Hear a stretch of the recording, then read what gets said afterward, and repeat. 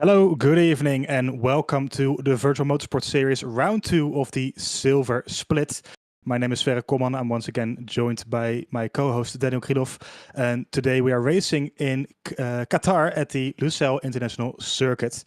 Opened in 2003, 5.4 kilometers long, 16 corners, very little elevation change. Like I said in the graphic, non-existent basically. A very fast, very flowing track with not even one slow corner really. A lot of high-speed sectors, especially sector 2 with basically fast corners flowing into one another, and then sector 3 along a lot of main straights towards the final corner. We're expecting some overtaking here and there, of course, with a lack of slow corners can be a bit difficult, but we're going to wait and see what happens today. Daniel, good evening. How are you today? Greetings, everyone. I am feeling fine and very excited for this race, and so should you too.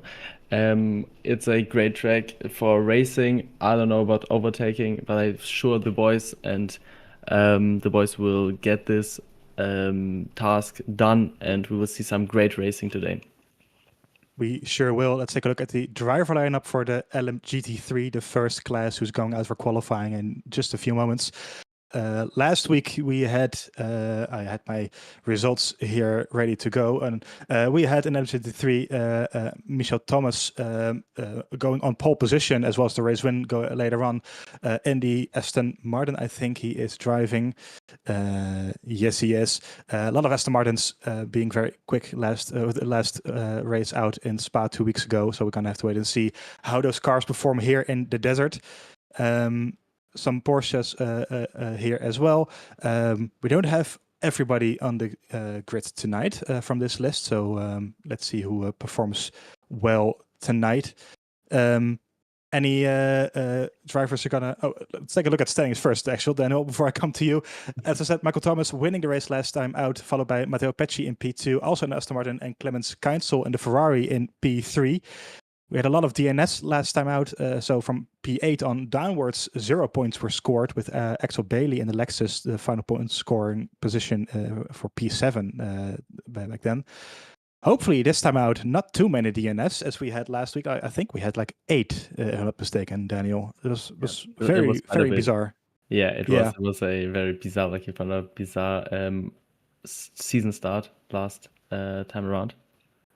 It sure was. So I believe tonight we have 12 GT3 cars making their way around the circuit. So if we have as many DNS as we had then not many cars will be here on the on the final graphic at the end of the show. But hopefully everybody has a bit of a cleaner race this time out. Very challenging track, of course, like we mentioned. But it is a it is a real. Well, you have to as a driver make a difference, right, Daniel? It rewards itself to be brave. Yeah, surely. You need to get every inch of the corners, every inch of the track. But I think we need to point out this in front before the qualifying and the race. We need to get an eye on the track limits. I think track limits are going to be a crucial part of this race, with being penalized for essentially leaving the track. Yes, this game especially has very strict track limits in this on this track. I think they revised some of them a while back, but they're still very strict, so very easy to get your lap time deleted as we see the first LMGT3 cars out on track. It's daylight here at the moment, but I would suspect that we have a bit more of a nighttime race after this, but I'm not too sure, so we're gonna have to wait and see eventually. For those of you who don't know, the first 15 minutes of this session is for the GT3 cars. They will make their way around the track and set their qualifying lap times. The final 10 minutes are for the hypercar field. So I think around 10 to 12 cars tonight. So then they have 10 minutes each to set their individual lap times here on this track. All right. So for the, I actually looked this up tonight because we were speculating a bit 2 weeks ago, but what the lap times would be for the field during qualifying. For the hypercars, we can expect about a 138, 137-ish. For the GT3s, about 20 seconds slower, so 156, 155. Those, of course, were some lap times that I found. So it's not a guarantee, of course, that it's going to be all the way down there, but we'll find out in about 23 minutes, of course. so rapid lap times here being driven. Of course, the difference of hypercar and GT3 are a bit more on this track than it was, I think, at other tracks. For example, I think at Spa it wasn't 20 seconds, given that there are so many high-speed corners, which of course the cars with more downforce, which are the hypercars, are just more better able to take those. Yeah, with the added downforce of the hypercars, they will make better use of those high-speed corners, with the GT3s being a lot heavier, relying on their mechanical grip instead of those the downforce. So, like you mentioned, I think the gap at Spa was about 10-15 seconds maybe between the GT3 and the hypercars, and a noticeable difference here on this circuit as we follow on board Alessandro Alfano, the first car out on track in the Aston Martin, making its way through corners 2, coming up to turn 3, which is more of a kink than a true, like an actual corner, but you still have to take it, of course. Up towards turn 4 and 5, some very quick high-speed corners to the right. Very easy, as Daniel mentioned, to get some track limits here on both the inside and the outside, with the gravel on the outside, trying to avoid that, but it's very easy to get just over that white line on the ends of the track here. Yeah, of course, these gravel traps were being installed, I think, 1 or 2 years, I think to 2023, I think, for Qatar Grand Prix, which was hosted by the Formula 1 here. So they give you kind of like a sense where you can drive and where you can't drive, but of course, even going to the gravel and losing some precious time, in some cases you get penalized nevertheless. So it's really a track where you should be aware of the consequences you may be facing. Yes, a bit of a wiggle there for the Aston Martin. Not those tires not up to temperature just yet. It's a very tricky track to get right, especially with those very strict track limits. As you mentioned, Formula 1 has raced here since 2023. They had a one-off race in 2022, I believe. And 21, I think. 21, yes. And then since 2023, it's been on the calendar ever since. And WEC has raced here since 2024, the 1812 kilometers of Qatar, or roughly 10 hours of Qatar. As we see the first cars making their way over the start-finish line with a 2:00.01, and Leonardo goes faster instantly with a 58, and Kainzel goes even quicker with a 57.8. So not up to those very fast lap times just yet. But we're gonna have to. We'll see those times tumbling down as we move on in the session. As you can see in the standings on the left, 12 GT3 cars tonight here. So not a full grid, unfortunately, but still should be a fun race nonetheless with the drivers that we have. Yeah, surely. I think we'll be just fine. We'll be just fine with 12 cars, and of course all the traffic with the hypercars and GT3s. We'll get plenty of racing action, and hopefully a lot of overtakes and fights. Yes, that will be lovely actually, as we follow Axel Bailey here with a purple sector 1, 3/10 down on the provisional pole lap time set by Kainzel, currently in P1. Yeah, those overtakes are going to be spicy, especially with the lap traffic. Like you said, the GT3 is considerably slower, especially in the high-speed corners, where the hypercars are trying to make those overtakes on the GT3 field, trying to keep their noses clean in the meantime. So that's going to be spicy, and we might expect some collisions here and there, as I believe this is turn 10 and 11, coming to turn 12, if I'm not mistaken. This should be the 12, 13, 14. So 12, 13 and 14, a very tricky place to be like overlapped by a faster class car, because they carry, like you already mentioned, a lot less speed into the corner, so you need to get your way around it, but both cars are on the limit, so if you go into like the inside, you need to sacrifice a lot on the outside, so it's going to be tricky, but we just keep our finger crossed that nobody will get wrecked here. Yes, we sure will, as we follow Axel Bailey up towards the start-finish line, as Kainzel improves to a 56.1. What can Bailey do? It's a 56.8, so 7/10 down on the provisional pole time, good enough for P2 at the moment. Clemens Kainzel in the purple Ferrari currently fastest, as we are making the way up down to those 56 and maybe even 55 lap times, as I mentioned previously. Keinsel, part of the racing team. What is it? The Fischer Racing. There we go. Yes, I recognize the Swiss flag on the rear. We see those guys all over the championship, actually, in every split, basically. There is a Fischer Racing team with the iconic purple livery. Purple sector 1 for him, again, 1.6 tenths down on his previous lap time, so even more of an improvement for him. Hopefully he can keep those tires in the correct window to finish his lap accordingly, and well, set an even better professional pole that time, as there's a Aston Martin in front of him, hopefully not holding him up too much. So they're making their way down to turn 10, I think this is. I struggle sometimes with, was a bit of a bad exit there, big one on the rear. Yes, this is up towards turn 11, 12, 13, 14 again. So end of sector 2. It's still purple in sector 2. 62 hundredths of a second down on his previous lap, so it's still quicker. But that exit wouldn't have helped him in that sector there. Very easy here to miss the apex up towards turn 15 this is. And Aston goes out of his way to let him pass. That is P2, I think it was, if I looked at the number plates. Of course, for the viewer at home, you have these cars this season, both the GT3s and the hypercars have the lap panels on the sides to show what positions they're in, as Keinsel makes it a 56.0, even faster than he already went by a tenth, I think, as Axel Bailey goes second again with 5 tenths behind.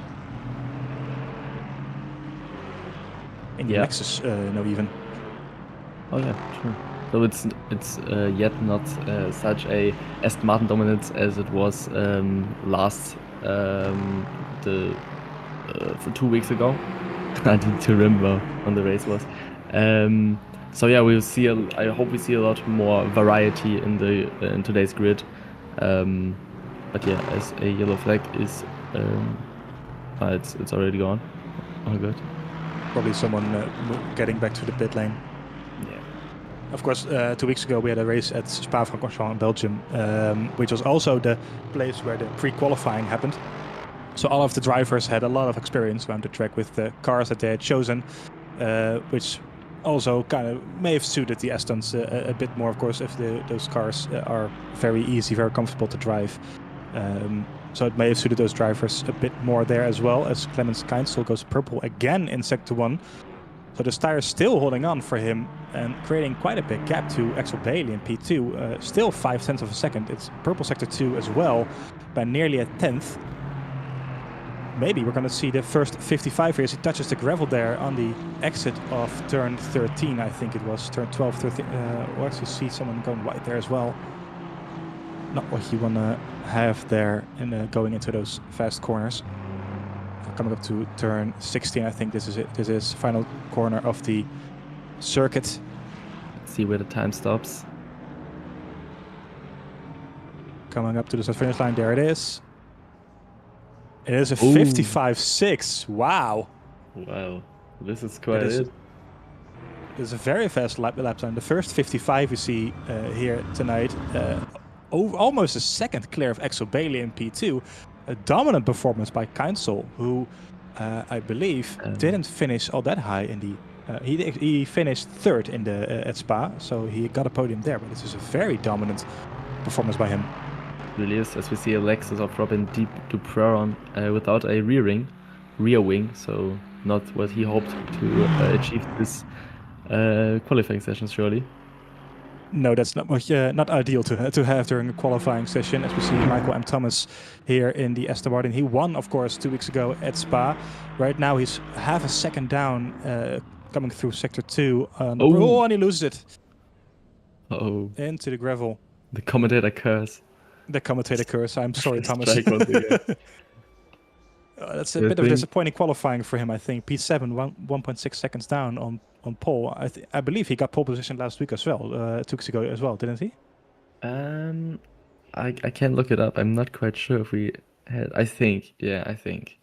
I think he did, as we are making our way to the hypercar qualifying.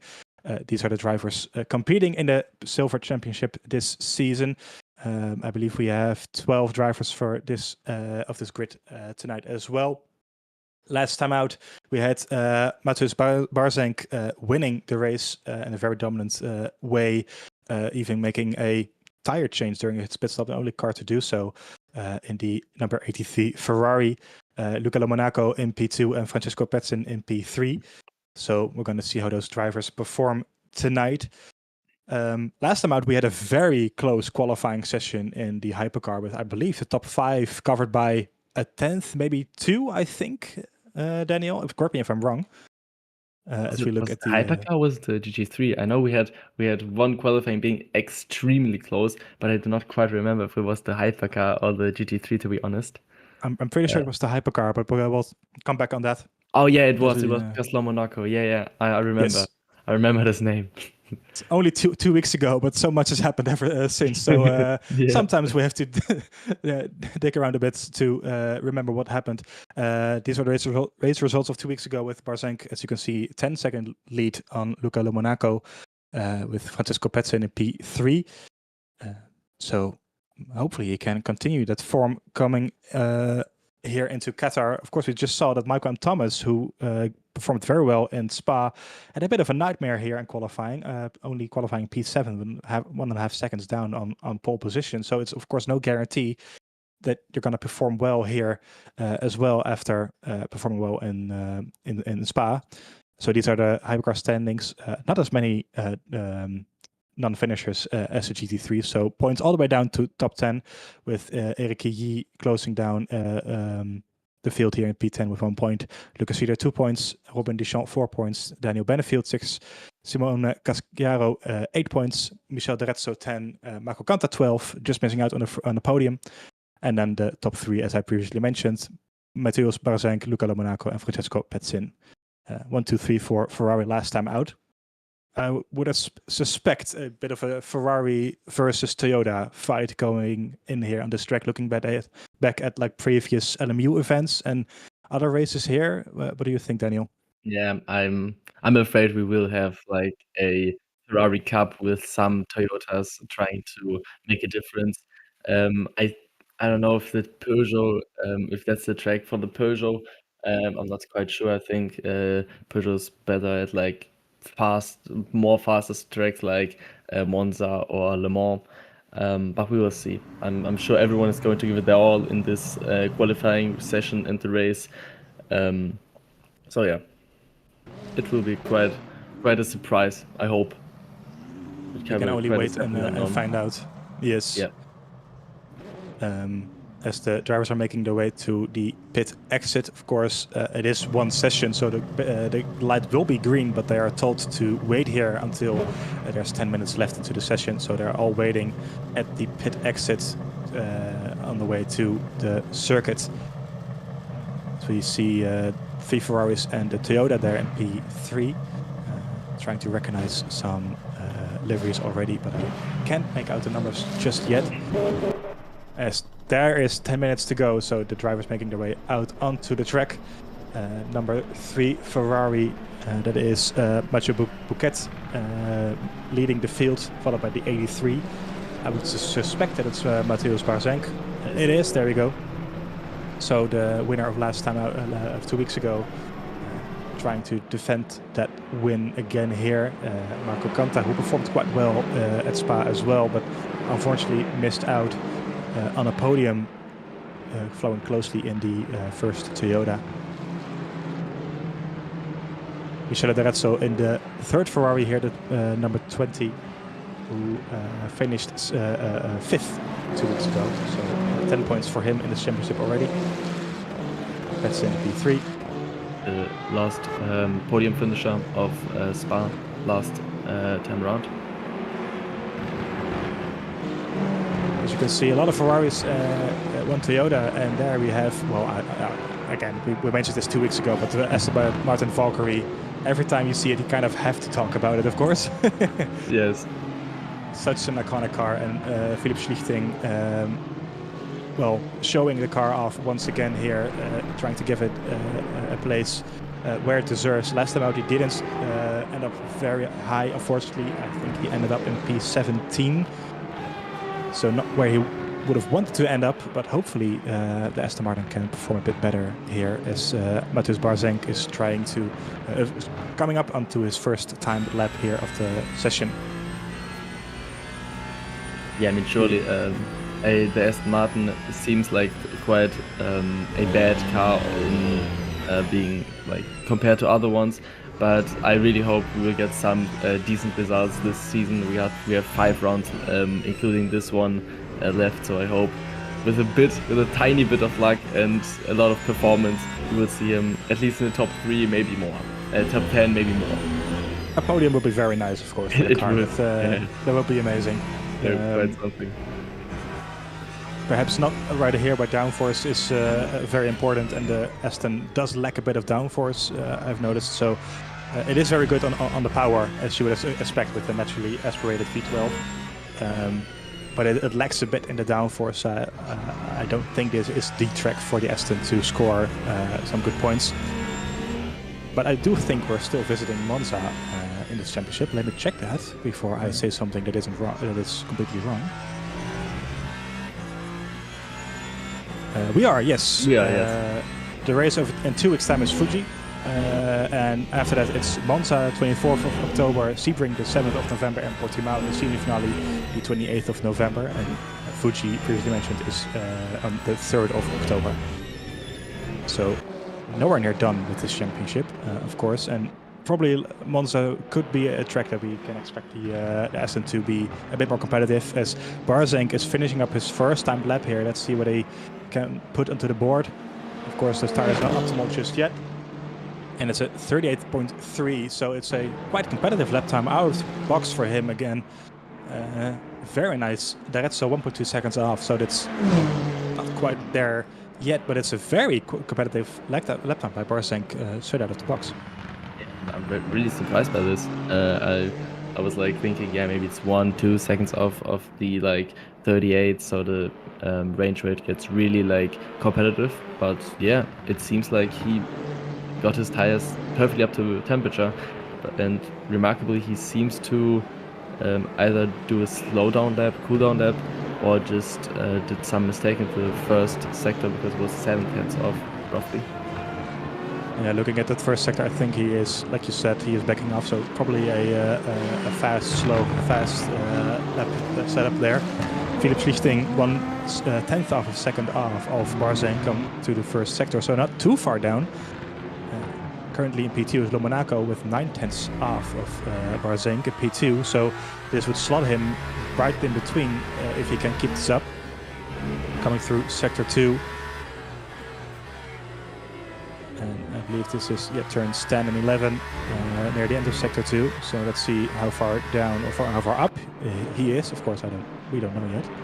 Oh, yeah. It's 1 second down, so that's I think right now around P3 that we've put in. P3, P4.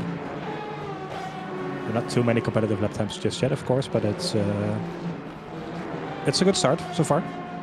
It is, yeah, and the sound is just fabulous. I mean, every time I listen to it, every time I hear it, I'm just smiling. You know, it's just giving me so much joy to hear this this V12 roaring down the straight. It's really. As he puts it into P5, 2 seconds down on Barzenk. So not a bad first lap for the Valkyrie at all, to be honest. Hopefully he can close the gap even more coming to the end of the session. As Qantas goes P2, he had a very slow lap, 20 seconds down on Barzenk, so he put in 2 slow laps before the start of his push lap, but now less than half a tenth down on Barzenk in the Toyota. So as we said previously, this is probably going to be a battle between the Ferraris and the Toyotas, and Marco Qantas is trying to close that gap more and more towards Barzenk. As he says, a purple sector 1 here, so he's really going for it here. Color in between the lines there. He goes wide there. Bit of gravel. I think it might have been a track limit, to be honest. Not too sure, but we'll see after turn 10. I think turn 11 is the end of sector 2, so we'll find out in a bit. This is the turn 8-9 complex. This is turn 10, and then up to turns 11, which is basically more of a kink than an actual corner. There we go. I think it was a goal there. I think that's a trick limit indeed. Yeah. It's a shame because it's a very good first sector for him, quicker than Barzank, so hopefully he can continue that in the next lap as well. Philip Schichting currently down in P8, 1/10 down again on the fastest lap time so far, but I think is also validated here with no sector 2 available to us. Yes, so unfortunately track limits for him as well in sector 2. Nico Notta in the Ferrari P3 at the moment, 7/10 down, or 8/10 down I have to say. Like I said, a lot of track limits. Also, Nico Notta also having the lap time deleted because none sector is showing currently. So yeah, it's quite tricky, like to see. Very well spotted by you. I completely missed that. I do apologize. I think Luca Monaco has closed the gap a bit towards the front, 4/10 down currently. I think there was 8/10 down at first. Green sector 1 for him, 38 hundredths of a second down on P1, so very good first sector. And also gravel there, and I think that's a track limit as well. It's like the unlucky place of this track currently. Yeah, he slows. I think he slows down. Yeah, you noticed. I'm afraid it's a bit of a commentator's curse as well. Every time we start following another car, they're going over track limits. So yeah, that's probably down to us. Schichting going for another lap here. Not green first sector, but it is not an improvement here for sector 2 as well. So I think his tires the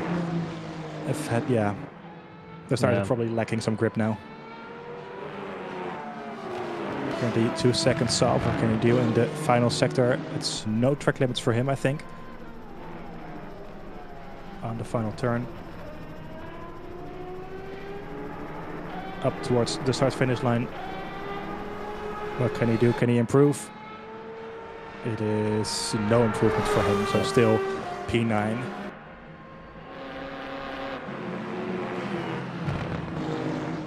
Clement Gergou currently P7, 1.4 seconds down on the provisional pole time, still set by Barzank, who put a very good lap together with a 38.3. So not as quick as we expected them to be honest, beforehand, but a good lap time nonetheless. This is on its out lap at the moment, so he's trying to make the start-finish line to set a final lap. Oh, that's very wide of him as well, almost losing the car through the gravel. Luckily he's on the out lap, so it's not a timed lap for him just yet. Benjamin George, I have to say, apologies, 28 hundredths of a second down on the P1 lap time. So it appears to me that most people can match the current P1 lap time through sector 1, but then through sector 2 and 3 it kind of falls away. They can't really put like the perfect lap together at the moment. They just like, if you push into one corner too much, you'll get the track limit. If you don't push enough, you'll lose a lot of time. Here also we see in the second sector here is 6/10 down on Barzank, and goes into the gravel. That's not ideal for his lap time also. And I think he validated. Also, yeah. Yes, he pulls over and that's his qualifying done. Oh. However, Clement Gergou, purple sector 1.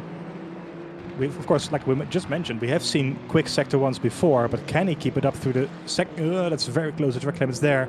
Yeah. Hopefully it's not invalidated for him. That'd be a shame. Pulled over. I think it is. Is it? I don't know if he's going slow or not.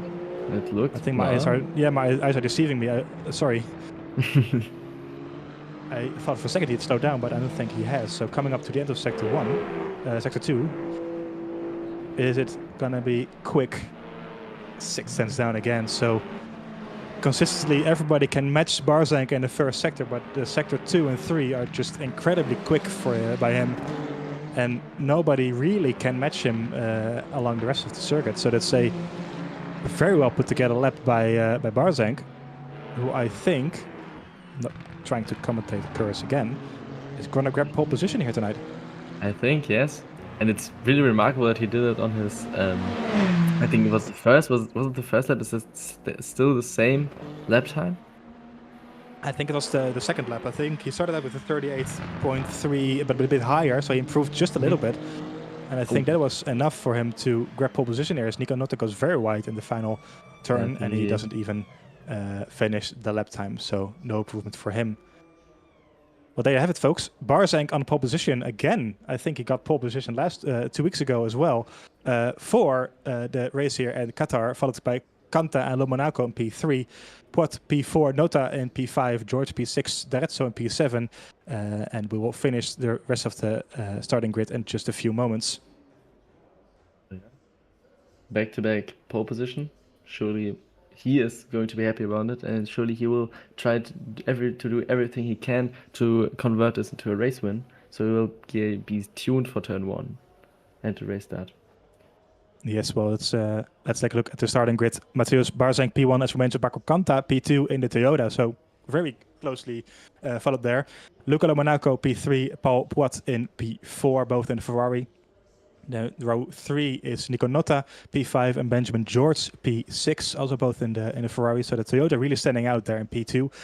Michel D'Arezzo, P7, Clement Gergaud in P8. As we make our way down to row 5, which consists of Mathieu Bouquet in P9 and Philippe Schlichting in the Aston Martin Valkyrie in P10. The final hypercar is Clemens. Apologies, there are 10 hypercars. Clemens Keinsel is the pole position for you for GT3. And I completely missed P2, I apologize. Alessandro Alfano, P13, Marco Galetti in P14. Stefano Dinardo in P15, Robin Duperon in P16 in the Lexus. Then row 9 is Michel M. Thomas, the pole position for last week, who misses out, and Chris Vinning in P18. Disappointing there for M. Thomas. M. Vella in P19 and Eduardo Dorito in P20 in the Iron Dames Porsche. Row 11, there you go, Francesco Petzin. I knew there was an 11th hypercar. Didn't set a lap time, so P21 for him. And final position is Axel Ramona in P23, also in the Porsche. Yeah. So in P2, I think is Alex Bailey. Teams and drivers go to the yes, it grid was, of course. for the race Yeah. start. Well, a very surprising P2 after a disappointing race last time out, where he finished P7. Yes, he did. Yes, there we go. So a bit of surprise there for the Ferrari in P21, who didn't set a single lap time. Yeah. What could the strategy be there? Just trying to keep their nose clean at the beginning of the race, or? I don't know if there's any strategy involved in there. I mean, it would be. I don't know if that's logical. I mean, at the back of the grid, you'll get more. You need to overtake the whole GT3 field, which of course at the start can be quite a challenge for you. And also, I don't know, as the last or one of the last cars on the grid, you will get every car which is essentially spinning in front of you. You will see it, and you will be trying to avoid it. So I don't know if he's making himself a favor by not competing in qualifying, but it may also be just a mistake in terms of timing, or he just didn't set a lap, or yeah, I don't know, something like that. It is strange indeed, or to say the least. I don't think I saw him out on track during the session, so I'm not too sure if it's just track limits or that he didn't fancy to go to go out. I'm not too sure, but we'll have to find out too. We're gonna have to wait and see what he does during the race, if he can make up some positions. Of course, he's starting behind the GT3 field, I think, given that it is a single session qualifying. So I'm not sure on that. He might start ahead of the GT3 field, but we'll see in a second. I'm not sure how those rules work, to be honest. But I think we'll find out soon enough. Wait, who was Formation on P22 again? has Is started. it Pesan? Francesco Pesan? I think it was, yes. Yeah, I don't know if that's planned, because he was P3 last race round, and I think I mentioned this as he drove all of the pits, so I think I saw him on screen one time. But yeah, we'll get to it later, and we'll focus on the start now. Yes, we will find out at some point what happened there, as the cars are making their way up to the start-finish line for the start of the 1 hour here in the Lusail International Circuit in Qatar. Mateusz Barzank once again on pole position, followed closely by Marco Kanta in the Toyota. Those two guys will fight each other thoroughly on the track today, I'm sure. As we're making our way to the start-finish line, waiting for the green flag. Should be coming out any second now. Green flag, green flag. Yes, there we go. an hour of racing here in Qatar, and it's a kind of a slow getaway for Barzank actually. Marco Canta going side by side, and even P3 at squad, trying to take a look. Can he defend it going into turn 1? I think Barzank just about manages it. Oh, no, he doesn't actually. That's Puat going from P3 to P1. Wow. And that's a horrible start then for that's the Marco Canta in the Toyota, who falls back all the way down to P7. But a great start there for the other 83 Ferrari, Paul Puat, going from P3 to P1. Barzank had to settle for P2, La Monaco in P3, George in P4, and D'Arezzo in P5. And Marco Canta falling all the way back down to P7. Meanwhile, Axel Bailey has claimed the lead here in GT3, followed by Clemens Keinsel, who so dominantly got a pole position just now, but he didn't manage to fend off the Lexus going into turn 1. So good stuff from Axel Bailey here, trying to get that lead early on and hoping to find to create a gap here. I don't see a Ferrari hypercar going here, by the way, so I think that one is in front of this field. But a good start for Axel Bailey here in the orange and black Lexus. Surprising, to be honest. Lexus leading the race here ahead of Ferrari and an Aston Martin. The first Aston Martin is to be found in P3 as the Lexus Bailey goes a bit wide there, coming through turn 10. But not the greatest exit. Keinsel hunting him down closely, only 3/10 behind. Not what I expected when we started this race to have a Lexus leading this race, but it's great to see. And I also think Alessandro Alfano had some complications, at least, given that he started P3 and now isn't being found anywhere in the top 5. So I think not an ideal start. Here it's pointed out at P6, so not a great start for him as well. So P3 I think he started, right, as you said. So both P3 and GT3 and P2 and Hypercar having horrible starts, to be honest. There's 3 wide here, coming through turns 6, I think it is. Oh, a lot of looping. 3 wide again. 3 Ferraris battling for P4, 5 and 6 this is. No, actually this is for P3. Luca La Monaco there in the black and red Ferrari, followed by the number 18 purple Ferrari, and then we have a bright yellow-white Ferrari. And Canta trying to make its way past as well. Gets a place done there for P5. However, D'Arezzo comes back for him, and this is turn 7, I think. Am I quick to say that? Yes, I think I am. So Canta is back on into P6. But it is close stuff between these 4 cars here. Less than a second separating them. So banging wheels all over the place, going 4 wide into corners that are not really made for that. No, not at all. I was a bit worried about anyone getting harmed, but luckily the guys managed it quite well, it seems. This is great stuff here from the Ferraris and the Toyota trying to make its way past. A lot of Ferraris following closely here. So this is pretty much the whole grid. This is from P3 down to P11 in, what is it, like about 2 seconds, I think. Nothing in between. The biggest gap is 4/10 of a second, 5/10 of a second. And in front of La Monaco is a gap of 6 seconds already to Barzank, and then half a second to Puat. As this is Bouquet going for a move on Nico Nota down to turn 1, but he trying to get the inside line, not making a stick just yet. As I say that, Nico Nota makes a mistake there. Sorry, other way around, but Matteo Bouquet makes a mistake there, goes wide and loses the place. See cars going wide all over the place. This is, swapping positions like hot potatoes or something. This is great stuff. It really is. It's really on the edge of the fair rules of the sportsman conduct, but it's all in between the rules set. Again, great stuff. Being forced line there, it's great stuff as you mentioned. This is great to watch here, and Canta trying to cling on to stick with those probably faster Ferraris. As George is also creating a gap to D'Arezzo between P4 and P5. So I think Canta is just trying to get as high up as possible this early in the race to try to get some points here compared to the Ferraris. Yeah, also he essentially is the #1 Ferrari hunter, to put it like that. And given the poor start didn't help him, and the 3 wide thing in the first sector previously created a big gap between P3 and P2. So yeah, he will do everything he can to like get to P4, P3, and then try to just drive his race, maybe get a good strategy call or something like that.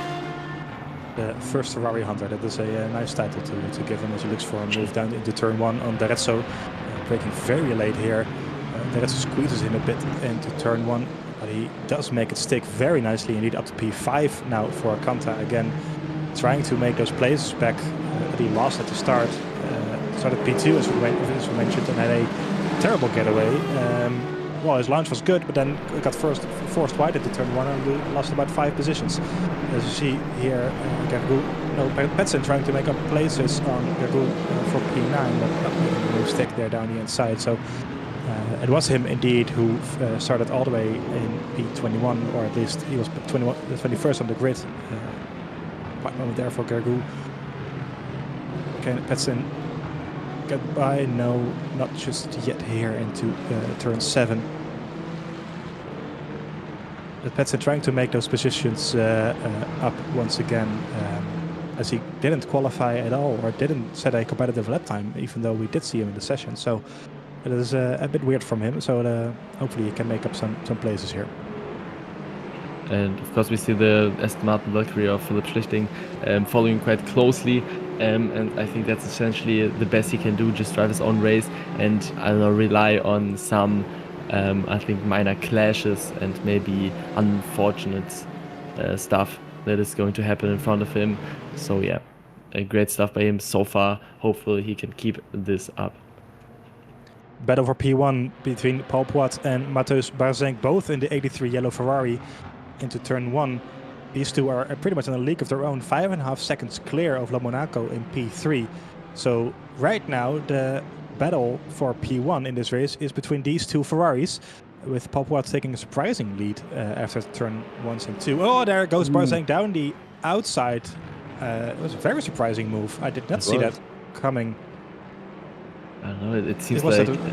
Yeah, it seemed like Poit, I don't know, slowed down a bit. I don't know. Oh, he just had a horrible exit. I don't know. It was really strange. It wasn't straight, wasn't it? It was very strange, almost like some team orders type kind of stuff. But I'm not sure if they're teammates or not.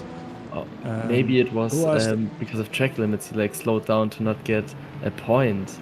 I don't know. It's also so early into this race. I don't know if that makes sense for him to do that.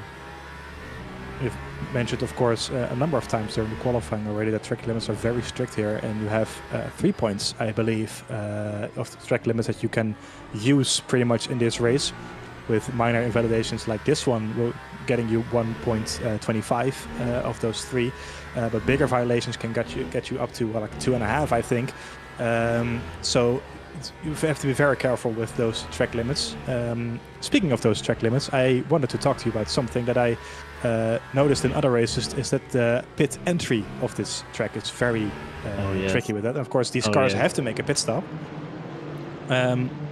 Are you familiar with the pit entry? As this track came out, I was like really excited to drive it, and you must. It was, I think, a 1 hour race. I was completely exhausted. I needed to go to the pits, and I essentially got a drive through for like crossing the white line at pit entry. So yeah, I wasn't happy about this at all. I was quite fuming, if you put it like this. So I had my experiences with the pit entry, and it's surely something that the drivers have to keep an eye out tonight. Yes, for sure. For those who don't know, the track pit lane entry is right after the final corner, so you have to make a very steep entry, so to speak, a very narrow line. And if you cross the white line just a little bit, you can get a drive-through penalty, or you will get a drive-through penalty. So it's better to not take too many risks going in there, otherwise the race will be pretty much done over by after the pit stop. As there's not much other strategy in play here, other than that these cars have to make at least one pit stop, we think. In the first gold race we saw 2 weeks ago, that at Fuji we saw some cars making it all the way to the line without making a pit stop. But I don't expect that here to happen with the high-speed nature of this circuit. as Kanta is trying to hunt down Benjamin George for P4. So Kanta does seem to have some pace in the Toyota here. Yes, really, yeah, he's really performing a great recovery drive currently. Also hunting down Benjamin George currently. Yeah, so great stuff by him so far, but he needs to look. I'm sure he's trying to look further up the order to like get into the podium and maybe also fight somehow for P2 or even P1. But that's a long time there. That's a long way to go to there. It really is. He's going for a move here into turn 1 on Benjamin George. Makes it stick very nicely indeed. George choosing a bit of a narrow line, but being forced to the outside here into turn 2 and turn 3. Very nice move from Marco Kanta up to P4. Now hunting down Luca Monaco in P3, who is less than a second in front of him. 6 seconds ahead of him is Pouat in P2. Only 4/10 down on Mateusz Barzenk, who is having some trouble with traffic, I think. This gap was up to over a second just moments ago, but I think traffic has hurt that gap quite a bit for Barzenk, who is now less than half a second ahead of him, of Pouat. I think we'll have to figure out if these guys are teammates or not, because now I'm kind of intrigued to see if they are, because it, of course, makes a big difference in the race, so I'll get back to you on that. But all of a sudden, this looks a bit more all to play for. Yeah, it does. It's and also, like you mentioned, maybe it was the traffic, and it's something you have to keep an eye on, because you can, as I just said, you can lose quite a lot into this traffic, as we saw Paul Pouat getting like his left side pod getting a bit scratched by the I think it was Lexus. So yeah, it's a tricky track to manage all the multi-class traffic, but I'm sure it will be alright. It really is, and as we mentioned before, the pace difference between the two classes is quite big here, over almost 20 seconds. So no surprise there that 13 minutes into this race that we're already seeing the cars making their way past the leader of GT3, which is still the Lexus, the black and yellow Lexus there, followed closely by Clemens Keinsel P2 in the purple Ferrari. Axel Bailey still in the lead there, surprising after almost 15 minutes of racing. So you can really see the pace difference between the two classes is enormous here, which makes it even more trickier, because then the classes will meet each other on track a lot more often as well, which can cause even more chaos. But Axel Bailey here hanging on quite nicely, quite, well, I'm not going to say comfortable, but he looks to have it well in hand. Yeah, he does. It's quite a constant gap. He is, is this Ferrari squeezing past both of them. It's quite a constant gap he's like having. It's always like 4 to 3/10, but this traffic did not help him at all. He's doing a great job, already snatching P1 at this right at the start. So Clemens Keinsel is going to do everything he can to like reclaim this position. But of course, Alex Bailey is not going to make his life very easy at all. I would think not, no. Of course, not the greatest results last time out in Spa for the last of the point finishers in P7.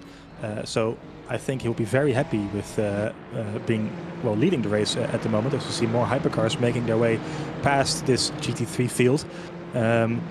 We just saw Marco Kanta going past Axel Bailey, who had to go wide because of that, and then Keinsel trying to take a look down the inside, but not managing just yet. So this traffic will play a huge part in the story of this race, especially for the, well, I'm not going to say especially for the GT3, for the hypercars of course as well, but the traffic will play a huge part here, and who will come out on top of this race. As we have Barzenk creating another gap of 1.2 seconds ahead of Pouat. So I think now that the traffic has calmed down, he can try and create a gap more comfortable for him and extend his lead, as we kind of expected him to do after the result in Spa. Monaco still 6 seconds behind him in P3, but Kanta closing the gap even more and more. So I'm not ruling out Kanta just yet. He's going very quickly, and I think that if he can get close to Pouat and possibly even Barzenk, that he can be a real contender here. Yeah, surely, especially if Pouat and Barzenk get into a fight, into a clash once again. I think Kanta can profit from that big times. So we'll have to keep an eye on him all the race round, because he is currently having some decent pace, to say the least, and is again closing up on Luca Lomonaco. He sure is. Meanwhile, I'm trying to take a look at the tires that these cars are using. We don't have the tire information available to us, unfortunately, so we have to rely on our own eyes. But you can see here the red left front tire of the Ferrari, which indicates that it's a hard... Oh, we have some tire data available to us. So the hard left front of Lomonaco is shown there, and all the rest of the 3 tires are medium. Same for Kanta and George, I would imagine. But Barza and Poit have gone for full mediums there, which is a bit surprising. So that will give him a bit more speed right now, but the tire wear, especially on the left front, which gets abused quite a bit on this track, will be a lot higher at the end of the race. So maybe they're going for a tire change at the pit stop? What do you think? Possibly, yes. I think it may explain why they are so rapidly fast compared to like other competitors. But I think the front left will be good. Like there won't be any more rubber left, essentially. So it will be kind of fried after I don't know what it would be, 40 or 45 minutes to this race. So yeah, we will see if there's some strategy going on, if there maybe Kanta can profit from them having a pit stop. But yeah, I think the boys will know what they do currently, and we will see. Yes, we will. Last time out, we did see Barzank taking fresh tires at his pit stop after creating a gap of about 12 seconds. You need about 12 seconds behind you to get those tires in before your competitor will it takes 12 seconds to change those tires. So he needs at least that gap to do that and still come out ahead of the competitors behind. So we're just going to have to wait and see how that plays out. Meanwhile, in the GT3 field, we have Stefano Di Nardo, followed by Marco M. Thomas, who made his way up to P4 after starting out in P7, I believe it was. So Thomas trying to make his way up to the field, and he's not too far behind the leaders there. You can see them. Bailey in the black and orange Lexus still leading the race, as Kanta has made his way past Lomonaco. I'm seeing in the hypercar field now up to P3. Behind Poit, but Axel Bailey still holding on to a 5/10 lead on Keinsel in the purple Ferrari, and the 2 Astons of Di Nardo and Thomas, 3 Astons I have to say, of Galetti, who's 2 seconds behind that field, following these 2 leaders. So Thomas really trying to claw back up the field here and trying to score some points after disappointing qualifying, but he does seem to have some pace here, which, given his performance in Spa, doesn't really surprise me. But let's see how far he can make it. Yeah, quite great pace so far. He's really like seeking the podium positions currently. So yeah, great stuff by him so far. Of course, qualifying, I think he pointed that out last time around in Spa also, that qualifying is not one of his strengths. And he was surprised to have pole position last time around. So it's still an upset to be in P7, but I think it's not that big of a surprise to not see him on pole this week. Good point. He did mention that in this post-race interview to us. So I think P7 is still a bit disappointing for him, all things considered, but his pace is very good. So he'll try to claw his way up the field. We're also gonna keep looking at the gap between P2 and P3 of the hypercar field. It's currently at 6.5 seconds, so we'll see if that closes eventually. So the 2 GT3s in the pit lane, Radoskovic and Rabounet. This early in the pit lane, I'm curious to see if that's a scheduled pit stop or if it's 2 early retirements. To be honest, I don't know. It at this point could be both. Oh yeah. Yeah, no. That's quite definitive. Yeah. Screw it. That's the 2 retirements, unfortunately, already for GT3. So, which means that right now, every finisher in GT3 will secure a single point in the championship. So, to me, that would be reason enough to at least finish the race to get a point on the board. And who knows, maybe even more cars will DNF, so that would mean even more points. But it's unfortunate to have lost Radoskovic and Ramona so early in the race in the GT3 field. as Thomas is trying to set up a move here on Stefano Di Nardo. Coming up to turn 1 to go on board him. Leonardo goes defensive to the inside. Can Thomas outbraking? No, he can't. Oh, he actually can. He releases the brake a bit, so hanging on the outside here, trying to go as early as possible on the gas. Oh, and Di Nardo squeezes him to off the track there. It's a bit dirty from Di Nardo. Still side by side. And Thomas, well, returning the favor pretty much and forcing Di Nardo off the track there. Oh, and Di Nardo spins. That is nasty, yeah. And Di Nardo hits the wall, loses his rear wing even. So that's let's see what happened there. Banging doors here into turns 2 and 3, forcing a bit off there. And here we go. Yeah. To be honest, I think Di Nardo kind of drove himself into Thomas there. Yeah. So very unfortunate, of course, but I don't think Thomas could have done much different there other than drive completely off the track, which he already did as he goes, of course, no rear wing, so less downforce. Trying to not get into the way of the other traffic. Unfortunate incident. Go on. Hopefully it's not going to be any threat on the way to pit lane, because of course he will not continue this race as I just said. Oh man, I'm really hoping he's not breaking any bone on his way to pit lane. He needs to take it easy from now on. Yeah, just slow it down, don't crash. You don't want to impede the other hypercars. Qatar goes by the P3 hypercar. That's way too quick. Yeah. He just needs to slow it down and get to the pit lane as safely as possible, really. You don't have to do it quickly. The rear wing loses you so much downforce that you can't really take any corner at racing speed at the moment. So it just has to slow down, stay out of the way of the rest of the field as the hypercars make their way through.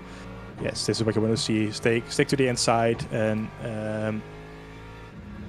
let the other cars come by, as Eduardo Dorito is in P10, almost overtaking him as well. I imagine he'll get past soon enough. He'll make his way into the pit lane, I think. But there's the white line we mentioned. So I don't know if that will get him some penalty points for crossing it. I imagine it will. Yeah, I'm afraid. I think if after he leaves the pit lane, we will get a pop-up on the screen saying that he gets a penalty, and I'm afraid that's a drive-through. If my memory is correct, I don't know if it's a drive-through or only like penalty points for like leaving the track, but it may be also a direct drive-through. I'm not quite sure, because I know last time I got the drive-through at this point, I was already, I think, at like 2.75 track limits, and 3 was the maximum number, so I really couldn't tell if I got track limits, if I got the drive-through for track limits or for leaving, for crossing the white line. So we'll see. You got some practice to do then with the track limits. Come on. It happened once, or maybe twice, maybe more. I don't think anybody blames you on this track. It's very difficult to paint within the white lines here.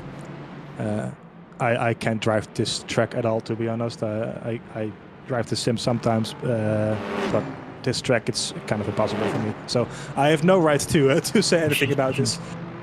Let's focus again on the race then, shall we? As we have Marco Canta closing the gap a bit on P1 and P2, who are still 7/10 in between. But Canta only 3.5 seconds behind Paul Poit, so the gap is closed down by half at this point. There we go, 3.5 seconds. So great stuff from him in the Toyota. I'm very curious to see where he ends up tonight, because I have a feeling that he can make it very difficult for these two. Yeah, surely he will. And also Poit did gain quite, I think, 2 seconds, because at one point around it was like 1.5. I then mentioned they are clashing, and once again the commentator cursed strike, and they were like 3 seconds was separating each other. But it's great to see Poit like catching up to Barzenk once again, and I think Barzenk is having a bit more trouble with the traffic tonight than Poit and Canta in P3. So that's maybe where those two cars in P2 and P3 can close the gap a little bit and challenge Barzank here, who I do think has a bit more pace in his car.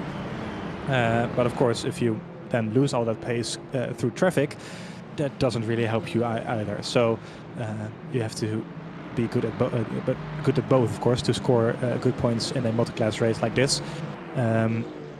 So it's going to be interesting to see how Barzank does that, as we see more hypercars making the way here through the turns 11, 12, 13, 14, I think this is. Yes, it is. Very close to the GT3. Sometimes the closing speed is so big and I'm like, oh, now they're crashing, and then somehow they manage not to. So very impressive stuff from these drivers. I would be scared, very scared to say the least, as a GT3 driver here with those cars around me. But as you can see, we have a very competitive field here with drivers who know what they're doing, luckily. So,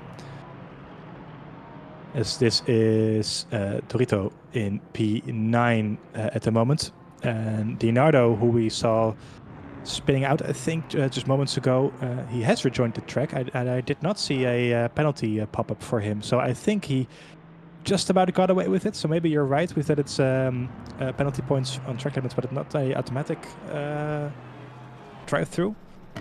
I didn't see a penalty for him just yet, so we'll see. I didn't either, so neither did I. It should be all good for now for him. But of course, given the I think it was 2 minutes of the next car, the race is pretty much like over for him. He's just trying to race to maybe, I don't know, benefit from some retirements and just get, even if it's just 1 point, to get the point, because every point will eventually be crucial in this championship. It can decide whether you will end up into, I don't know, P5 or maybe higher up, maybe lower. So yeah. Yes, every point counts here, and as we mentioned before, with the 2 retirements today in the GT3 field, the final driving position is P10 at the moment, so that will score you a single championship point. So it is very much worth it to keep driving for him here, to at least score a single point and possibly even more. So we are on board with Francesco Pezzin in P7. He started all the way down in, on the grid it was P21, but I think in reality it was P11. So he's trying to make his way up the field, as he finished 3rd 2 weeks ago in Spa. So it's a bit of a disappointing race for him so far, as we are nearing the halfway mark here, 32 minutes to go. Maybe looking for a move here on Michel D'Arezzo right in front of him, but not close enough this time.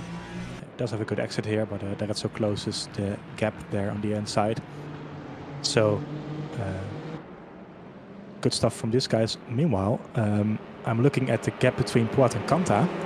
7 tenths. What happened there? All of a sudden. Oh yeah. And a massive gap between. Yeah. Between Barzank and Poit. So there happened something. I don't know. It was. We didn't saw a yellow flag, so I just reckon it was some either massively bad traffic situation for Poit and some really good for Kanta and Barzank, or I don't know, it was maybe a small mistake. I don't know. I'm not too sure either, but I do know that this battle is heating up nicely here. Less than a second between the 2 drivers. Kanta trying to get back to his starting position. Remember, he started P2 in this race, but fell back all the way down to P7 after a very bad T1. He had initially a good launch, but he fell back after being pushed wide into turn 1. So he's trying to get back to to P2 where he started, and possibly even further, trying to attack Barzank. So who knows what will happen here, as he got in. Yeah, he did get it, because Paul Poit is pitting. So the first of the pit stops here for the hypercar field, which is a bit surprising, to be honest. Quite early, I think. Yeah, unfortunately we cannot see the. Yeah, it's only the it's the fuel only. It's not the energy, it's the fuel. That's a tiny typo there. Oh, mistake. Yeah, but Barzank is on 4% only. So I think they both have mediums. I don't know if that's something to do with that, because they are the only medium runners on this in this race. So I don't know if it has something to do with that. So I think that both Barzenk and Poit short field, so a lighter car, of course, faster tires, and just try to create as big of a gap as possible to P3 and other cars behind, to compensate for the time that they're losing now in the pit lane, because of course they have to tank a lot more fuel here to make it to the end of the race, and they're possibly tire changing as well. But the gap behind is nowhere near enough to accommodate for that extra time that you lose in the pit lane. So I think they gambled here on a very bold strategy, going very short in the first stint, but losing a lot of time doing so and trying to make it up with fresh tires, but it's not really paying off, I think. No, I can see it happening as well. I can see it like working out as well. So we will try to we'll try to look it up and find out. But yeah, for now, very odd strategy move. But maybe they know something we don't. That's of course also very true, very much a possibility. We are only the commentators, of course. The only reason I'm here is because I am not good enough at this game to be actually driving. So, but it's very interesting to see that, and we'll have to keep that in mind and check in a bit where those two guys end up after the race. It is nice. Barjek, so the leader is going to. Was in pit lane right now, so that puts Qatar into P1, if I'm correct. So yeah, both of them did pit quite early, around the half an hour mark. Yeah, it's I don't understand the strategy quite yet, to be honest. I think they anticipated on a lot more pace in the Ferrari, which maybe has been a bit disappointing for them, because Qatar has been flying out there in the Toyota.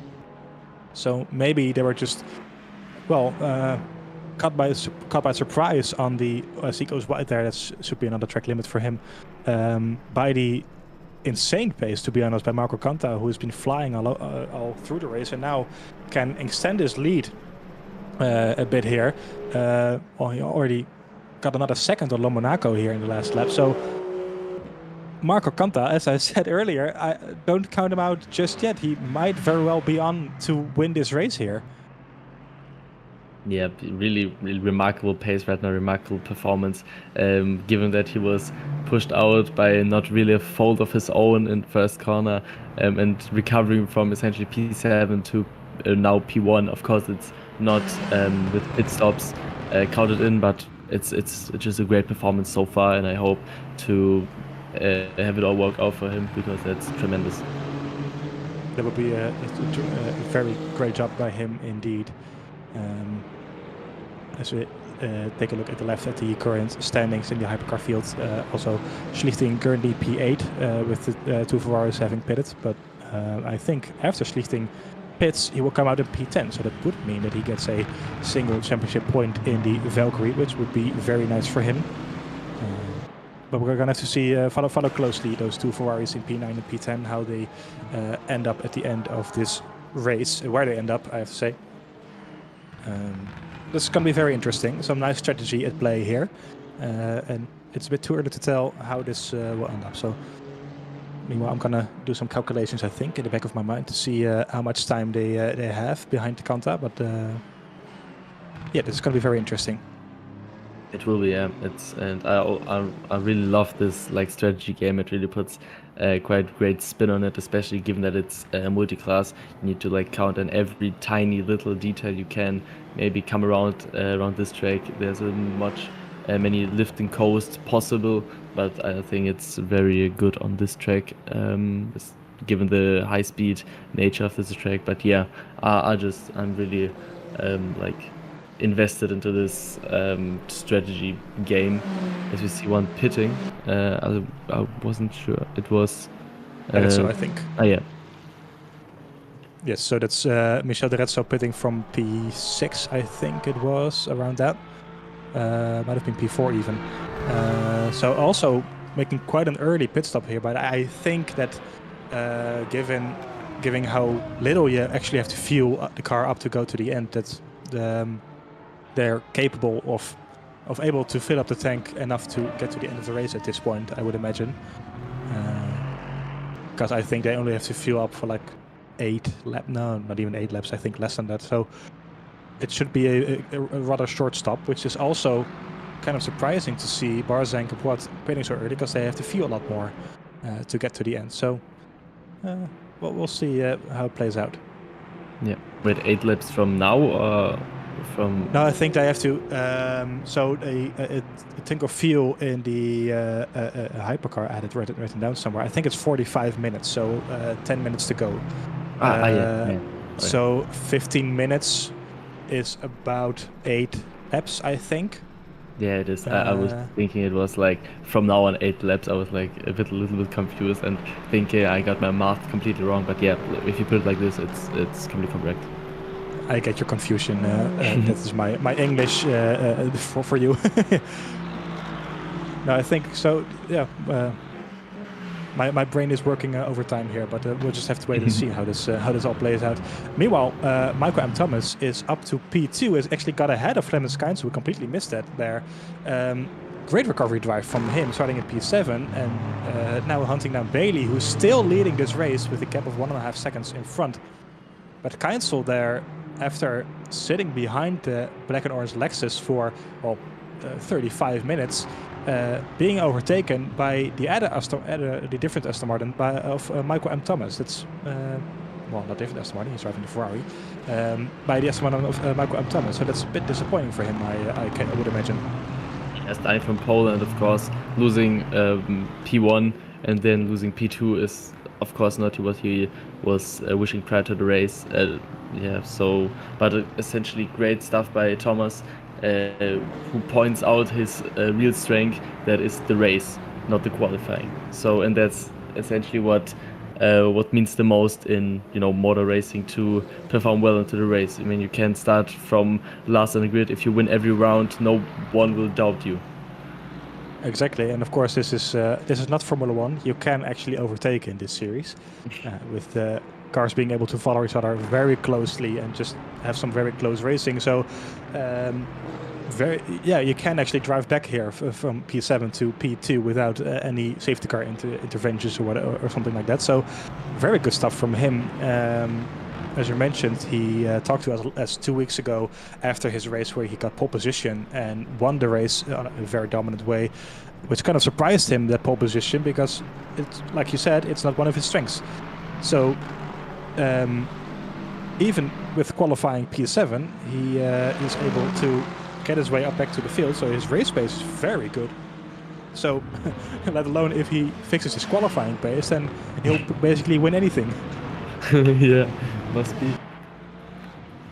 Good stuff from him. So he's trying to close the gap now to Bailey, 1 second in front of him. Kynes couldn't manage it for the past 35 minutes, so 40 minutes. So let's see how Thomas does, as we are following Nico Nota in P4 and Francesco Petzin in P5, 6 tenths between the two Ferraris. Petzin starting out all the way down at the back of the hypercar field, and Nota was there close to making contact with Thomas there. I don't think he hit him just yet, but it's he's being held up quite a bit now, Petzin. So it's now a second between the two. So this traffic really working as a sort of an accordion type thing. It stretches and then it comes back down again. So these gaps will fluctuate all over the place. Yeah, it does. It really is. The traffic is a crucial part, but even if you get really, disadvantaged, you will get badly met out. You get the idea. You will get quite a horrible way through the traffic. It will eventually come back to you at some point, because it's rather a gamble, rather a luck thing, as we see Pezzan going into the gravel trap, but recovering the place. Or was it Nico? I think it was Nico who went wide, but then he did get the place back in a very interesting way. I'm not sure if he was led by, as Petzin goes into the pits. Yeah. It might have been that Petzin was like, well, I'm going into the pits anyway. I'm not going to make this too difficult for myself. You go ahead and I'll overtake you on a later point. Interesting to see there. So cars working together as well as working against each other in a very interesting way in this race. Of course, we saw the same thing between Barzank and Pouat at the early stages, where it almost seemed like there's contact there between the P2 Thomas and the P9 of I'm not sure which car that is at the moment. It's the car number 19, so that is let me check that. I should have it written somewhere. I'll get back to you on that. But Thomas, they're getting contact with the lapped car, who wasn't really keen on letting him pass. He has passed now, as well as Keinsel, who is still in P3, but there's a bit of contact there between the two cars. Let's see if I can find who the number 19 is. I think that is Marco Vella in the Aston Martin. So he is being lapped now by, he's already lapped by the P1, 2 and 3 of his class. There's another hypercar coming around him as well. So not the greatest day for Marco Vella here, as you can see in the bottom of the screen, currently P9. So being lapped by the leaders of the GT3 field. As Qatar goes into the pits, making his final, the only pit stop of this race, as we can see, and I will be very tuned to see where he will end up compared to Barzank and Pouat. Yes, we are now. We'll get to that later. Watching Barzank coming through the second sector, so this is pretty much going to be it for the win of this race, or the lead of this race at least.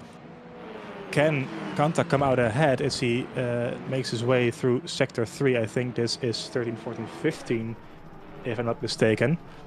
We're now there is Qatar. He's coming out of the pit lane. I don't think he's going to come out ahead. No. It's very surprising to me. So Barzank does get out ahead, in front of Qatar, as does Pouat, with a gap of about 8 seconds. It's a massive gap between the two. Yeah, I'm quite surprised to see that. And of course, I think there wasn't any tire changes on Barzank's car, so he did not lost these, I don't know, what was it, 8, 12 seconds changing a tire. But yeah, surprisingly, of course.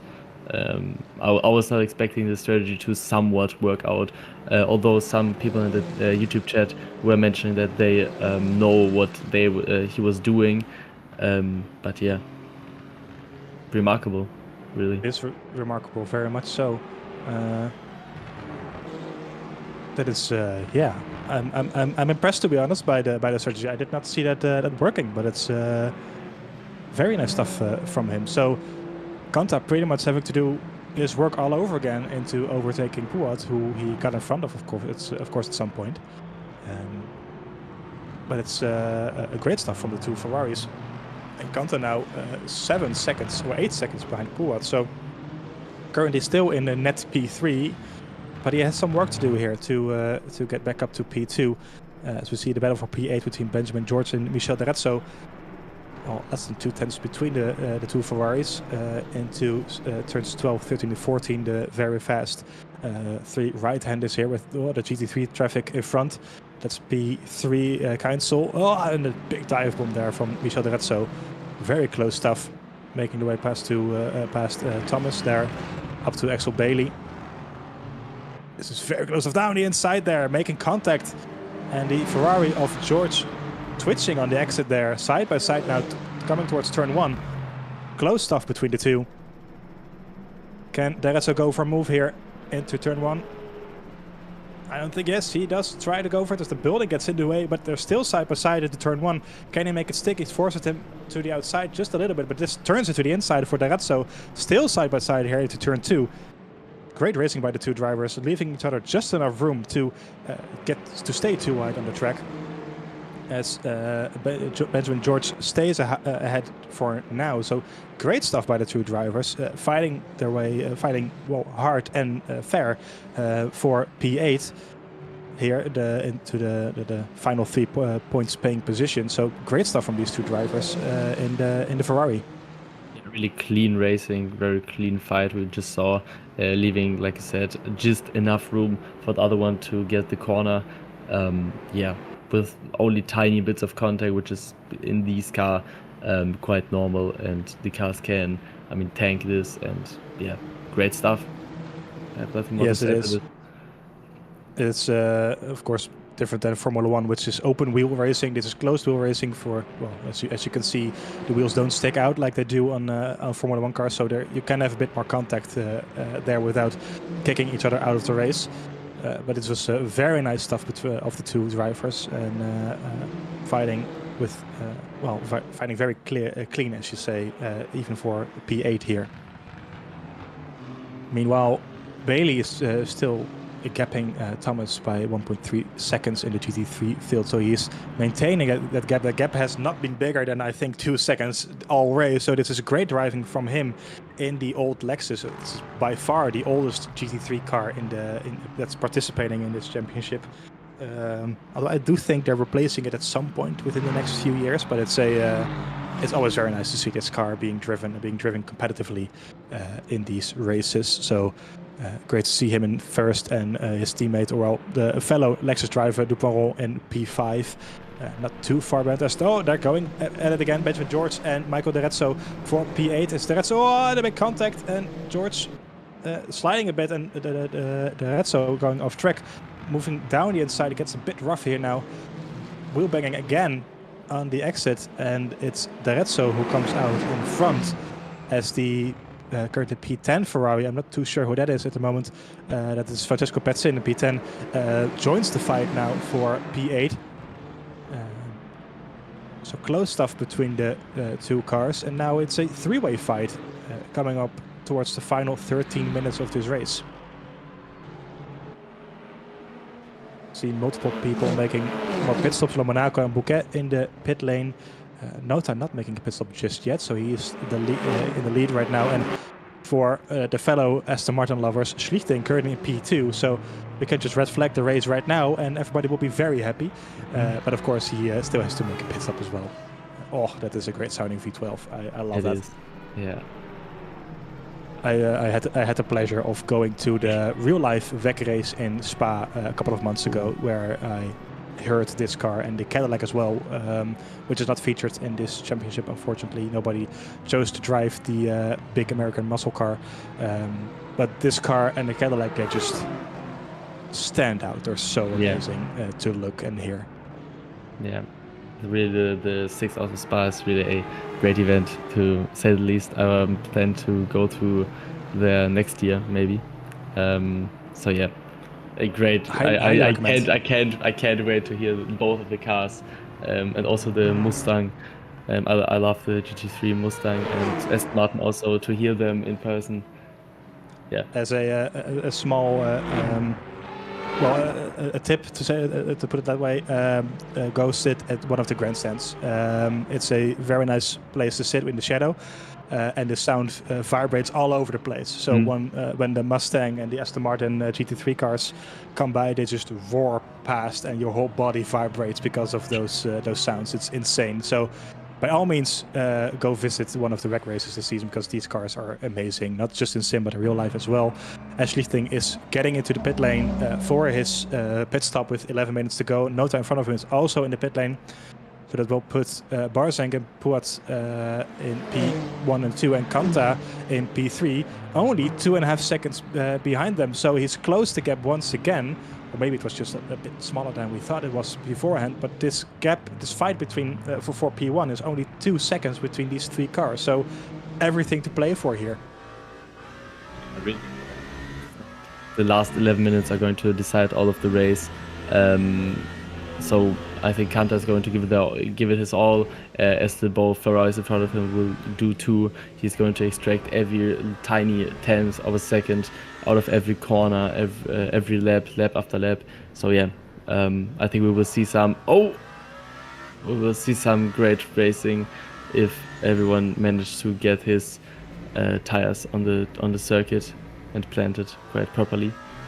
Yeah, you kind of need that to get a car battle going on. You need those 4 tires on the track. We saw that slide on the exit there, as you mentioned. But this battle for P1 is heating up very nicely. Kanta having great pace all throughout the race. So this is not over yet. 1.5 seconds behind Paul Puat. So this could go either way between these three drivers who've been so insanely quick all over the race pretty much. As I take a look at the YouTube chat, someone is saying that he did change his tires. I think that's a reference to Barzank, so he might have changed those tires after all, but I'm not too sure. Given his current pace and the gap that's now here, only 7/10 between Paul Poit and Marco Canta. As we are hearing from the back channel that Marco Canta is the one who changed his tires, so he's now on full mediums, which would explain the big gap we saw after pit stops, and also explain why he is so quick right now, half a second behind Poit. Daniel, I'm not gonna call this just yet. This is anyone's to win. Yeah, I think it will be wrong to just pick one. I think it's going to be up to those three who is going to survive this 9 minutes and 21 seconds the best, and it's going to be the best of him, as Canta is like trying to seek down the inside, but is just not near enough to do so. You can see how desperate he is to make this move stick. So whatever you're doing, just put it down away. It's 9 minutes to go in this race here at the Virtual Motorsport Series. Battle for the win is only half a second. There is Marco Canta down the inside of Paul Poit, and now forced on the outside by the number 5 Lexus GT3, so it's forced back into P3. But this battle is heating up very nicely indeed. So just put away anything that you're doing right now and focus on this battle here, because this is all or nothing for these 3 drivers here. With 8.5 minutes to go, 2 Ferraris and 1 Toyota hunting down those very dominant Ferraris. Another GT3 car there, almost getting in the way of these 2. Trying to get a look on the outside. He does go for it, braking very late, trying to do a switchback move here, but he doesn't manage it just yet into turn 16. Now up to turn 1, getting a good exit in the slipstream. Trying to get the inside line, but Poit doesn't leave a single centimeter of room there. Side by side up to turn 1. Does he make it stick late on the brakes? And down the inside, bit of contact there, but I think he managed it still side by side. Of course, this is now an outside corner for him, so more tricky. Can he make it stick? Not just yet, I don't think. So he has to stay behind him for now, for yet another sector at least.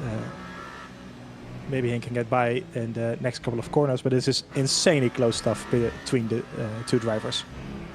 Yeah, it's really ridiculously close. Every inch, every tiny input is counting right now, and we saw quite good. Like Poit just tried to carry as much speed into turn 1, which eventually gave him the better exit and made him secure his P2 position. So great stuff by them.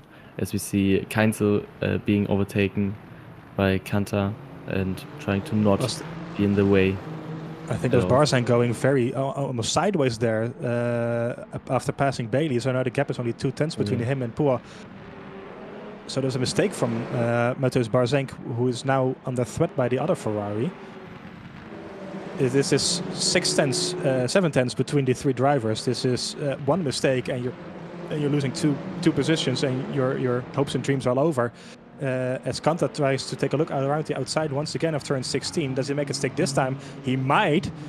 Being forced on the curb there, side wheel banging there, but I think he makes the move stick now. This is just drag race towards the start-finish line, as Barzank is going very wide to break the slipstream for either. Canta on the outside here, trying to make it stick. And this time, of course, he will have the inside for turn 2. So this is the line you want to be on. Can he get past? That's kind of squeezing for Paul Poit, who, of course, doesn't want to lose his 2nd place here in this race. But this is very close stuff, and a bit of a squeeze there from Paul Poit into turn 2. Apologies, there was. Canta not yet being able to get past these 2 Ferraris with 5.5 minutes to go. It's not really seeing a way through. I mean, he's trying everything he has, but it's just not sticking. He just can't make it stick right now. So he's going to also try everything he can do, but of course it's great defense by Poit. Of course, the one thing you don't want to do is lose your calmness now and make a dumb mistake. That is something I would do, and I'm not driving, so hopefully these guys don't do that as well. Just stay in your rhythm and try to find the gap that you need to make this overtake stick. Because there's only a couple of laps left, of course, here. But so once you go for it, you kind of have to make it. As we see a move for P1 there between the two Ferraris. Barzank once again making a small mistake there. So now it's a three-way fight within 3/10 here into turn 1. Almost like a snake coming onto the track with the three cars following each other. This is heating up nicely into turn 1. Ken will go for a move here into turn 1. He goes side by side on the outside here as they wheel bang once again. Contact going down the inside of the two Ferraris, and he does take the lead. What a move! What a move. That is just crazy. Where two dogs are fighting for a bone, the third one runs away with it. It was an insane move by Marco Conta choosing the inside line there. And he grabs the lead with 4 minutes and 20 seconds to go for Barzank, who made a slight mistake into turn 1, got hit by Poix, now in P3. And Marco Conta, after losing his second position into turn 1 on the first lap of this race, now in the lead with 4 minutes to go and a gap of 1.5 seconds behind. This is very good stuff between these drivers, and it's still too close to call, to be honest. As we briefly look at the GT3 field, we see Axel Bailey in the pit lane for his stop very closely to the end already. Clemens Keinsel still having to make his pit stop, so we're expecting him in shortly as well. Daniel, I'm kind of out of breath after that move. Wow, that was insane. I mean, I hoped for something like that to happen somewhere eventually, but yeah, crazy stuff. It's really, I did not expect this at all, and it was just him profiting from the two Ferraris giving it their all and fighting. So yeah, really great stuff. I'm reading a chat through Ghost Marco Conta, and I think that is very appropriate for this in this case. Amazing stuff by him, and now just trying to get that create that gap, and those medium tires really working for him. Of course, he did change those, which explained the big gap that he had behind these two cars after the pit stop. As we do have a confirmation that the stewards might be looking at the move that Barzank pulled there during his defense on Poix. So this is not over yet. We might see something coming from this. Of course, no confirmation just yet. But the stewards might be looking into his defense there. You previously mentioned that Bailey was into the box. I don't know if this was a regular pit stop because it was like 3 minutes to go. I don't know, did one of the GT3s already? I think they pitted all, didn't they? Because it seems quite odd, didn't they? I don't think they did, because it did come out in P2 ahead of Thomas. So I don't think there was a... Yeah, you're right. Yeah, there we go. So it's Keinsel who is yet to make a pit stop. I would expect him in either this lap or next lap then, but of course, as I mentioned in Fuji, we saw some drivers not making a pit stop at all. It's not a requirement. You don't have to make a pit stop. So if he's able to save enough fuel to get to the end of this race, then it's a blinder strategy from Keinsel, which I did not see coming at all. But it's... Well, we're going to have to wait. We'll have to find out within the next 2 minutes or so as this race comes to a close. But Keinsel still yet to pit with, less than 1 minute and 20 seconds to go. Going to be very interesting this to see. We'll have a bit of a wiggle there from the Ferrari. These two are still going at it for P2 here. I think P1 is more or less settled just now. I don't want to jinx anything or the commentary cost to hit, but it's P2 is now going to be made up by them. So yeah, of course, no place is given away for free. So we will see, hopefully, if battles in the last couple of laps. Yeah, I think Barzank is gonna defend this with tooth and nail. As we say that, Papua taking a look down the inside, as Barzank has some trouble with the GT3 traffic. As I'm saying that, Paul is also having trouble with the same GT3 traffic. So the Aston not happy there, flashing his lights. So both of them being held up quite a bit there by the Aston, but not neither of them taking advantage of them. There we go, Clemens Keinsel in the pit lane on the final lap of his race. A very short stop. Yeah, That's he a bit just too short, put, like, maybe. I don't know. I think he put like 1 or 2 laps of fuel. I think it was like round about, I don't know, 10 liters or something like that. We will see where he comes out. Yeah, It's going to be close, but I think he will manage to get away with it. He does, yes. By Yeah. well, he stopped very short. So I'm intrigued to see if there was a successful pit stop or if he forgot to add the fuel that he needed, which we did see before in the other splits, I have to say. As I think the hypercar field is already over start finish line. I got very confused there, but for a second on the pit lane. But what's going on there? But the Ferrari, it's Kanta who takes the win here. As we are looking at the GT3 field, Kanta who takes a amazing win with an insane move into turn 1 with 3 laps to go. Puo actually getting P2 ahead of Barzang, so we missed that move as well. Great stuff from him. Barzang down into P3 after a very dominant start. It is Thomas in GT3 who gets P3, Galetti P4 and Dupont P5 as the P1 and P2 of GT3 are still going at it here with a gap of about 5 seconds here. So these two guys just about not lapped by the hypercar leader, so they have to do one more lap here.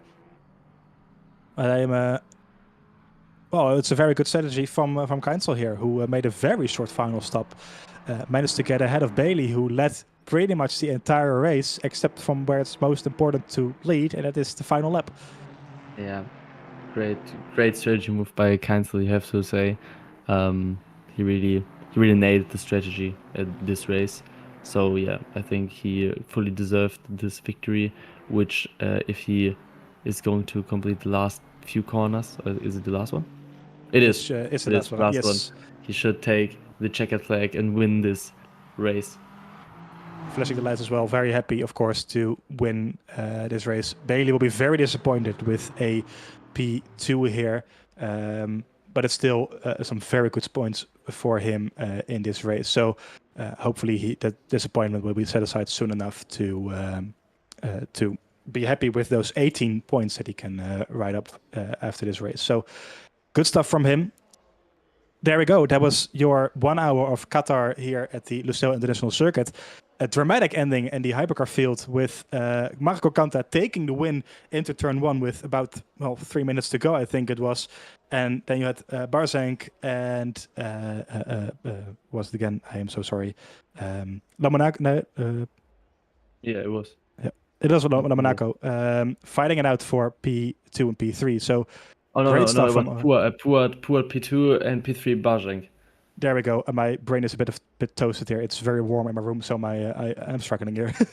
No, great battle between Papu and Mateusz Barzank for P2 and P3, with Barzank eventually ending up in P3 after winning in Spa 2 weeks ago. There was some race, and we're going to talk about it with some of the drivers. I hope we have multiple waiting in our room already. Going to do it a bit different this time as well. As for the viewers back at home, if you have any drivers that you want to hear from here, have us talk with, put it in the chat, and we'll try our best to talk with them and have a little chat about their race. As we see Philip Schlichting mentioning in the chat that he got some points in the Aston Martin Valkyrie, which is very good, and he's not last once again, so he's presumably very happy about his race. Well then, let's take a look at the drivers that we have in the queue with Keinsel and Barzank waiting for us. I think we're going to start out with Keinsel, who he managed to win the GT3 race. I'm going to drag him right away. If you're ready for him, Daniel. I am. All right, let's drag him in. We are joined by Clemens Keinsel, winner of the LMGT3 race tonight. Clemens, good evening. How are you feeling? Good evening. Yeah, I'm feeling great, obviously, after the win. I can imagine. We were all quite surprised with how short your final stop was. Did you calculate that from the beginning? No.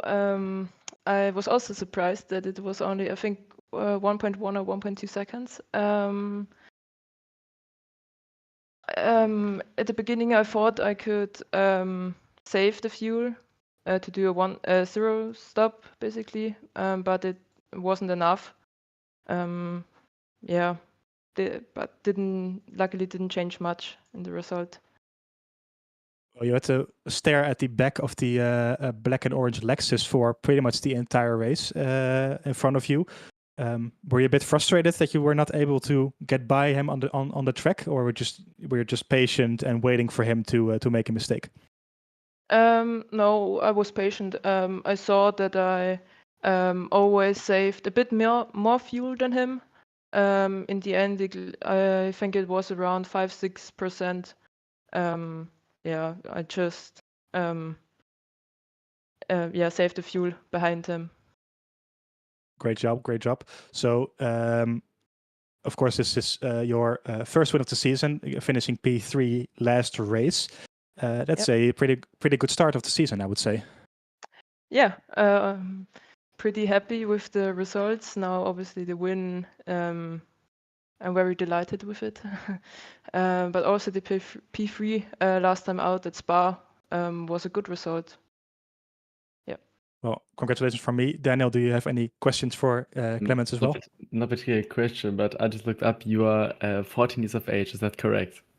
Yes, this is correct. Yeah. So I think you are one of the youngest driver to compete in VMS, and also I'm not quite sure, but I have a funny feeling that you're the youngest ever race winner in any of the VMS and any of the VMS series. So congrats to that, and I hope we will see lots more coming this season and maybe in higher splits next season. But you got plenty of time left to compete.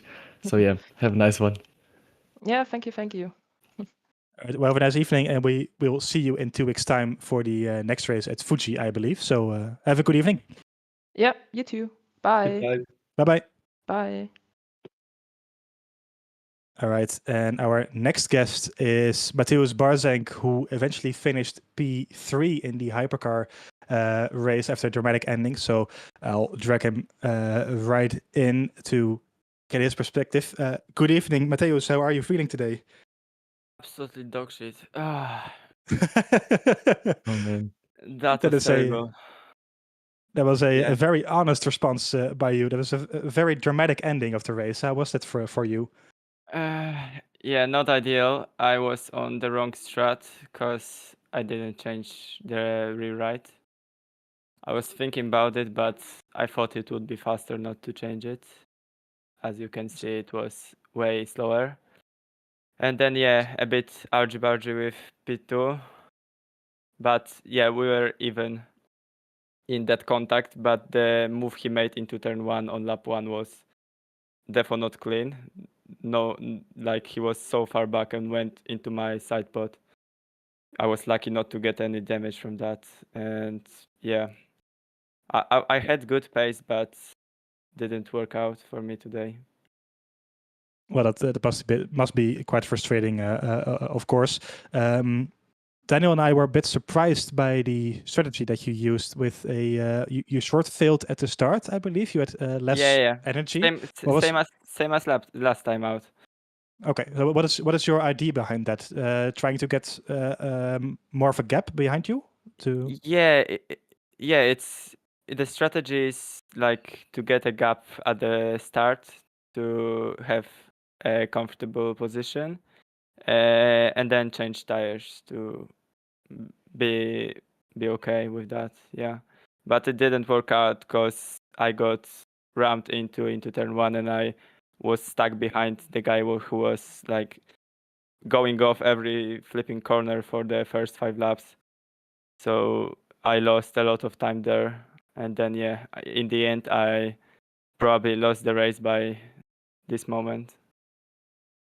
Well, we already heard from the stewards that they will be looking at some events during the race, so maybe some changes can be seen there afterwards. Of course, we cannot speculate on that too much, but you never know. Last turn was not ideal as well because I covered off the inside line and after I turned into the corner, there was no space for him, and he just spun me out. So, yeah. Very frustrating indeed. Your pace though seems very great. You won 2 weeks ago as well in Spa, so you must be quite confident for the next race. I wouldn't say confident. I feel like I'm fast, but yeah, I'm not too long into this type of races, so I make mistakes, and yeah, that may cost me in the end. So much to learn still, although your pace is already quite very good. So congratulations from me nonetheless on your P3. Daniel, did you have any questions for Matthews? 2 weeks time we'll be going to Fuji. Is this a track you particularly like? You have preferences, or how are you generally feeling on this track? So it doesn't matter what I feel about the track. What matters is that the Ferrari is faster than the Toyota. Here around Qatar, Toyota should be much faster than the Ferrari, and I was equal pace with the Toyota, so I feel good about this track. Yeah. All right. Well, all the best for the rest of the season, and we look forward to seeing you on track in 2 weeks' time at Fuji. So have a nice evening. Yeah. Thank you very much. Bye. Bye bye. And let's see. I think that is pretty much it. Yeah. I don't see anyone else in the. We can wait for a few minutes, but if no one seems to be joining our interview box, then I think that's it. At least I want to say again, if any driver who is still watching is wanted to talk to us, wanted to express his feelings after this really exhausting race, he may well come onto a Discord, into the interview waiting room. We will be very happy to talk to. Well, I need a breather after that race. That was that was great stuff. Yeah, especially the last 5 minutes with the thing with Qatar, and also the 2 Ferraris fighting. It was really, really a lot to cover and a lot to process right now. So yeah. It sure was.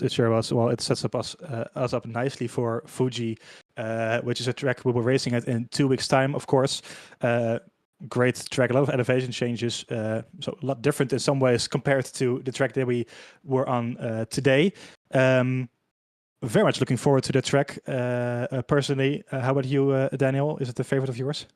Yeah, kind of. I think it's a very scenic circuit. It looks just great. It's great for racing too. I'm not really warmed up with this track yet, but for commentating and for watching, it just delivers and it entertains. It's really great. It very much does.